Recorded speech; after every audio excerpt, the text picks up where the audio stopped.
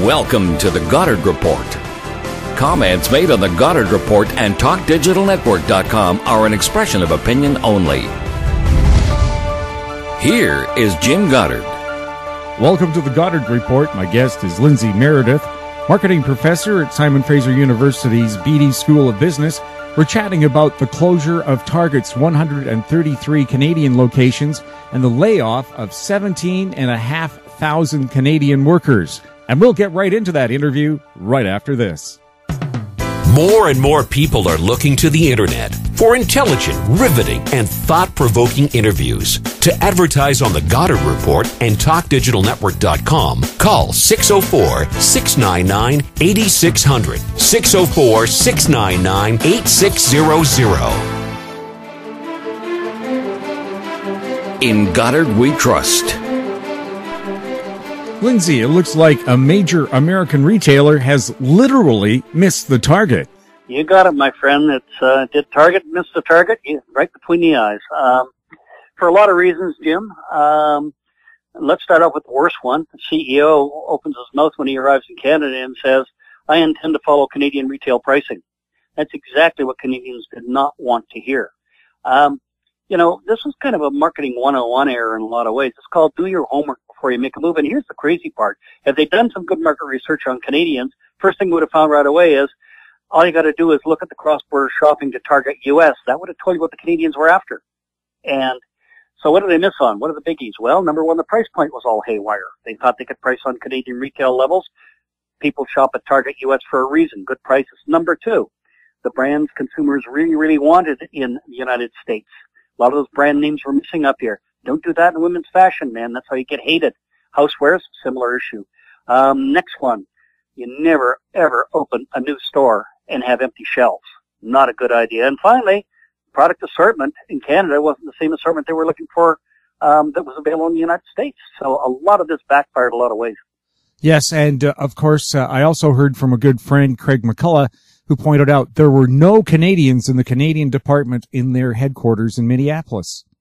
Well, gee whiz, doesn't that sound interesting? There's the classic problem of Americana looks at Canada and says, gee, it's just yet one more American state. Well, I got news, it ain't.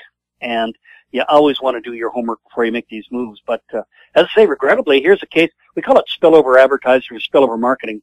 Look, the particular brands and particular brand identity of Target were well accepted by Canadians. That's why you had the cross-border activity. You would have thought they would have figured out that they had to reproduce exactly that same model on Canadian soil if they wanted to have success. But for whatever reason, all of the things I just talked about, mostly write them off to not paying enough attention and thinking you just walk in. Inventory issues, no supply. That's disgraceful. That's ridiculous. And certainly wrong price point. Gosh, you would have figured out why they had those successes with Canadians in the first place. And that, Canadians were running from Canadian high retail prices. So, if there was a retail landmine these guys could have stepped on, they found them all.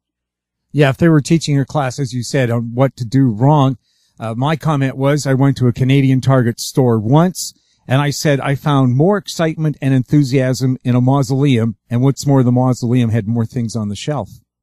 Pretty much. My grand tour was limited to one, and I think it was managed in under about 50 seconds at that point. Empty shelves didn't interest me. I walked out. And of course they're saying, but look how clean and bright it is compared to what Zellers was. Zellers was a zoo. It was disorganized, yet once you picked through the piles of stuff, you found exactly what you wanted, and the price was great. Yeah, I'm actually sure. A cold storage locker is nice and bright and empty too, but it doesn't make it too attractive. And again, too, they misread the Canadian market. For example, I was just saying if they would have stocked a lot of Seahawk products in the Vancouver store, they would have sold out. My nephew in Edmonton is a Seahawks fan. He wears a T-shirt in Seahawk colors. It says, I live in Canada, but my heart belongs to Seattle. Yep. A friend who lives in Windsor also commented on Facebook saying that everybody in Windsor is a Detroit something fan, a Red Wings fan or a Tigers fan. And instead their store was stocked with Blue Jays and Maple Leaf stuff.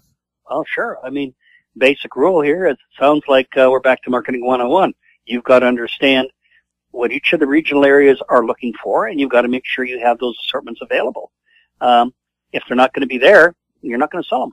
And of course, too, I think overexpansion, 133 locations. Why not just start with 10 in the major cities and see what works and what doesn't? Gee, that would have been a nice strategy, huh? And a much lower risk strategy. They just thought they're going to pull a wholesale invasion, and we were immediately going to leave Walmart and Eaton's and the Bay and anybody else out there and Best Buy, and we were all going to just go trooping over into Target. Well, ain't quite the way the world works, my friend. Plus, I'm sure they looked at surveys that said the Canadian retail business had increases and gains, but I don't think they looked where. And they also didn't research the Canadians are much more picky shoppers than Americans simply because we don't have the disposable income because we pay so much in income tax. Well, certainly those kinds of factors when you factor in record high Canadian debt level, and that's just more the kiss of death.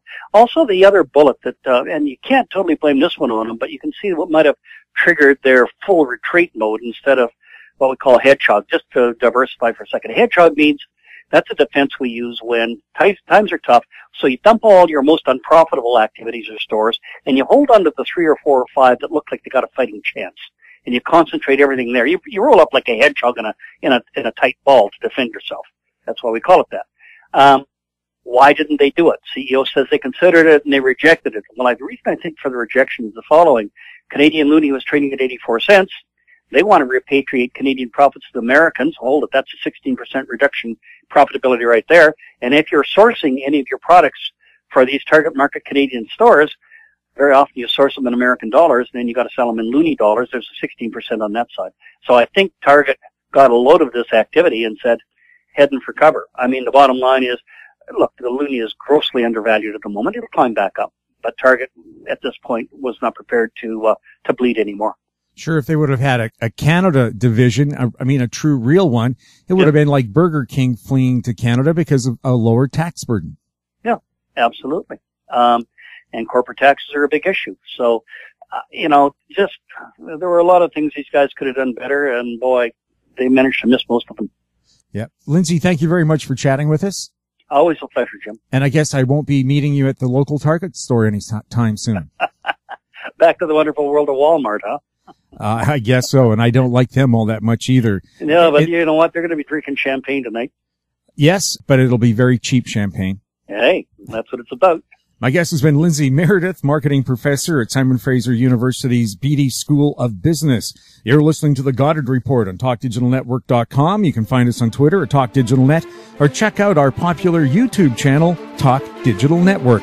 Comments about the show can be sent to info@howstreet.com. I'm Jim Goddard. Comments made on the Goddard Report and TalkDigitalNetwork.com are an expression of opinion only. The Goddard Report is available online and mobile at TalkDigitalNetwork.com. The Goddard Report is a production of How Street Media Incorporated.